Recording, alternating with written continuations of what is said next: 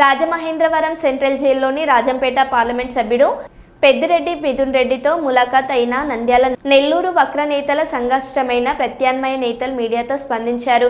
ఈ సమావేశంలో పాల్గొన్న వేల మంది నాయకుల పరామర్శల నేపథ్యంలో ముఖ్యంగా మాజీ శాసనసభ్యులు కాటసాని రాంభూపాల్ రెడ్డి, మాజీ మంత్రివర్యులు కాకాని గోవర్ధన్ రెడ్డి, మాజీ శాసనసభ్యులు గొల్లపల్లి సూర్యారావు, వైఎస్ఆర్సీపీ యువజన విభాగ చీఫ్ జక్కంపూడి రాజముందంగు మాట్లాడుతూ ప్రభుత్వంపై తీవ్ర ఆరోపణలు చేశారు.